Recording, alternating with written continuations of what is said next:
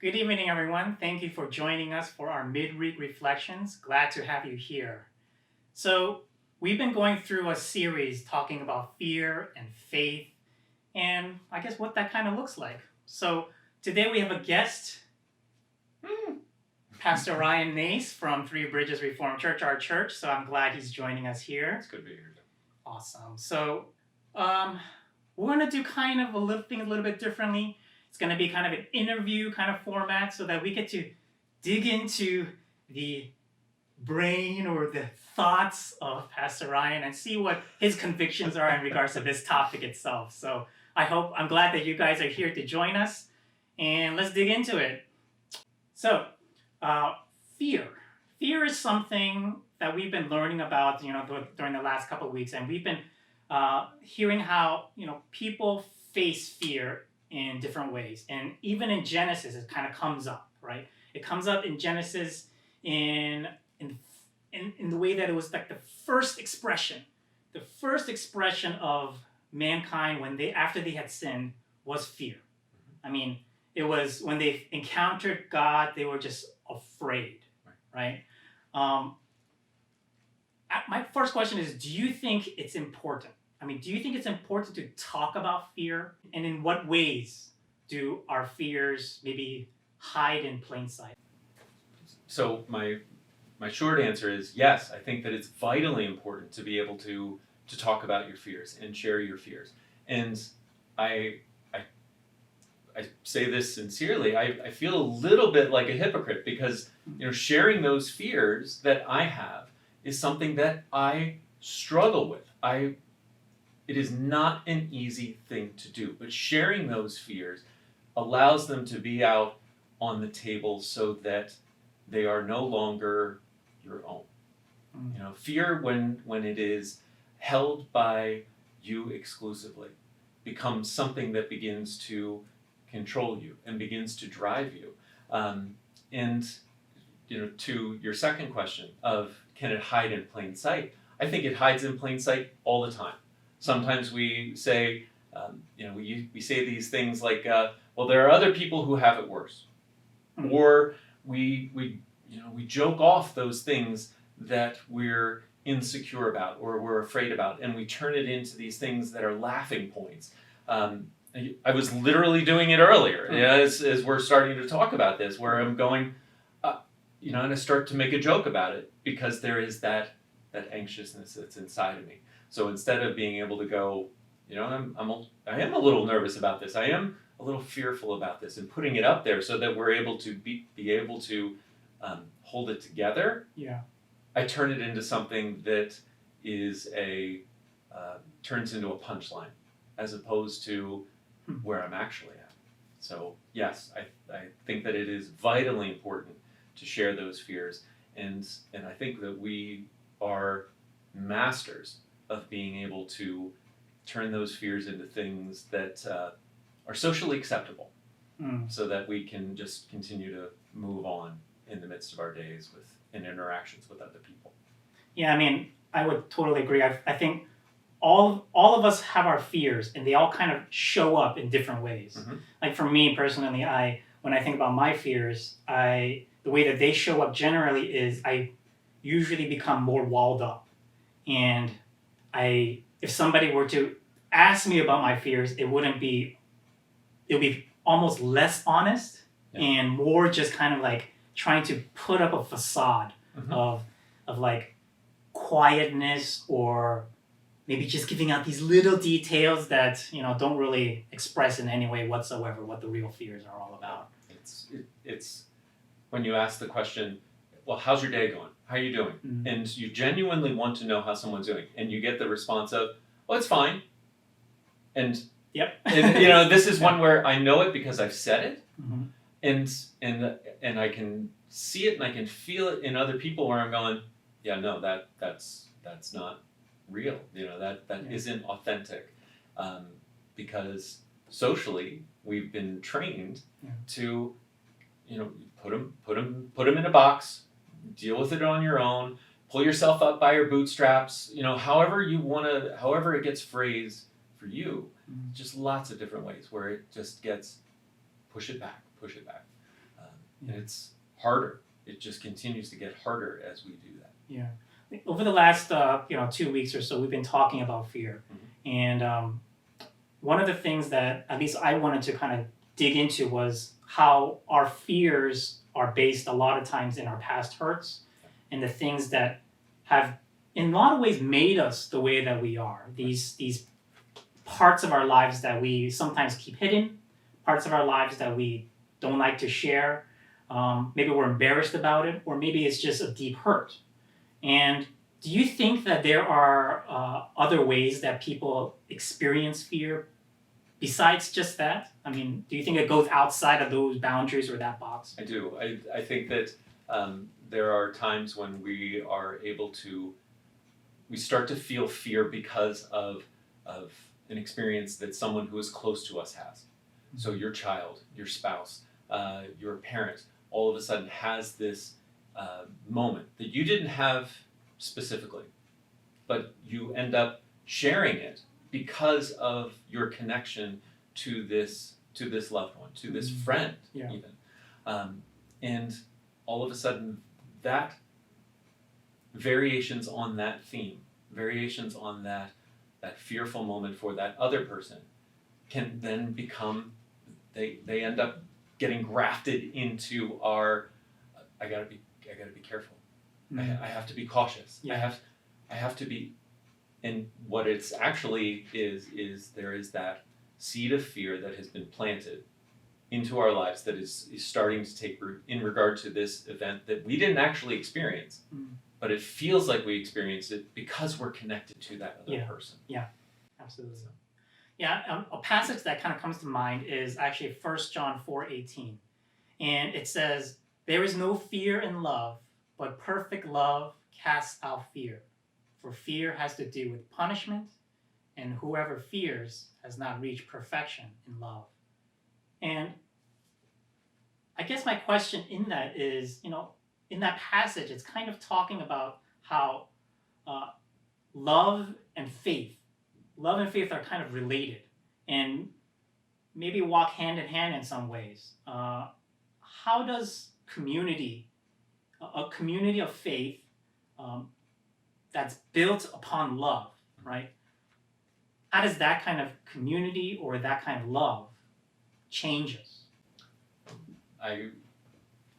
My gut response is God is love. And faith is a gift from God. So as we allow ourselves to trust God and trust one another in that with that seed of faith and allow it to take root in our lives, then that opportunity for love, for God to be shared with one another begins to grow and begins to not necessarily maybe change us, but at the very least begin to help mold and shape us in some ways that we didn't necessarily expect, because we begin to remember, we begin to realize, we begin to actually trust that we're not alone in this. That these things that have caused us fear, that have caused us anxiousness, not that they've gone away, but that we're able to walk with others. And in walking with others, we're actually walking with God because God is love. Then it begins to allow us to move through the fire, through those fires of fear, and begin to see something new. Again, the fear can still be there. The fear will probably still be there, but it doesn't become the driver of how we move and how we interact. Do you feel like the church and the community of faith has done a good job of showing that kind of love, to those who are hurting or those who may be fearful? I think we have a spotty record. So to a more honest, to a more explicit answer, no, I don't think that we've done a great job. There are moments when I think that we have been able to come alongside of one another in a non-judgment-free space and care for one another. When there are explicit moments of need in people's lives, I think that the church, and thinking about Three Bridges in specific, we're able to come alongside of people and be with. And I also know that the reality is that there are way too many times when we still skate across the surface.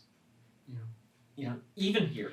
Yeah. Sometimes it's especially here because, well, this is the place where you're supposed to be good and you're supposed to follow God. So you've got to make sure that all of these things are tied up and look all neat and pretty, and it becomes its own fear and it creates its own cycle. So our record is spotty at best.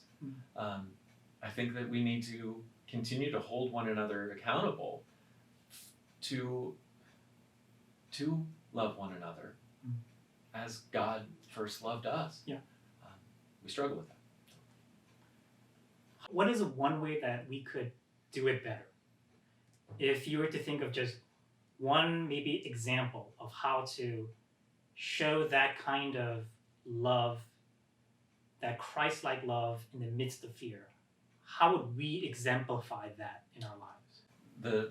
So as you asked the question, what immediately kicked into my mind was where I've felt that the most has been with the folks that I have been in some sort of small group or smaller Bible study, where there is a greater level of intimacy and sharing and being able to start to know someone's story.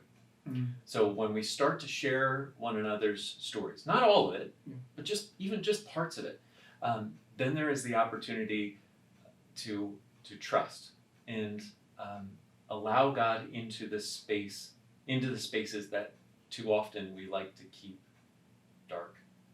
And I think that is something that is very important and something that we've tried to do and have done in various ways here at the church.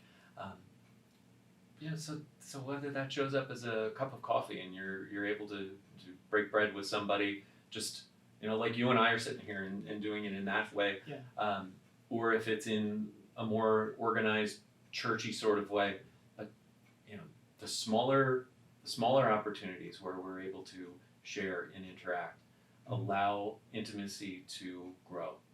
And as intimacy grows, then trust and the willingness to allow even the shadows of those fears to be pulled out into the light begin to show up as well. Yeah, I mean, there's definitely moments within our lives in the interactions that we have with people that may not necessarily happen within the walls of the church. Right. Absolutely. Yeah. This is a small part of our lives. I know it's a small part of our lives, and that's okay. But it's still we take our faith with us. When we're actually living it out, we take it with us. And we're able to, whether it's interacting with people at work, whether it's interacting with people that we bump into, fill in the blanks, sort of store or interchange, and you're able to have those moments and share those moments of trust and openness, and that is vitally important to allowing light in so that fear begins to lose its grip. If you were to speak to someone right now, maybe that person is sitting right here, and a person who is coming from a situation of fear, what would you say to them? My initial response would be, you are not alone. The next thing I would say is, I may not know why you are afraid, but I trust that you are afraid. You are not alone. Not only in terms of God being with us, but others being there with you, of me being there with you. You're not alone. And that, again, it doesn't make the fear just evaporate, but it allows a level of strength to begin to emerge that wasn't there prior. Thank you for being with us today. Anything else that you want to share? I just thank you very much for your willingness to not only have this interchange right now, but your willingness to share parts of your story, and because that has been just a little bit of an in here. You know, that's one of those moments of, I'm not sure, you know, a little bit of a fear for you as well, where you're going, okay. And that has been so important and so valuable. And thank you. So there's my extra thing. Well, this midweek reflection, this will be the last one for our summer. And as we move into the new year, we'll see what it looks like. And if you feel like there are other ways that you feel like our midweek reflections need to change, or maybe needs to stop altogether, who knows? Just let us know. Make a comment, or let us know in person, whatever it may be. Or call the church, whatever it may be. Just let us know what you think in regards to our midweek reflections. And again, this will be the last one for this summer. And we will see you again maybe at the end of August, maybe in September. We'll see. Come on out to church. We can see you at church too. We'll Yeah. see you at church, Joe. See you at church. All right. So thank you for being with us. Have a good night. Bye-bye. Good night, everyone.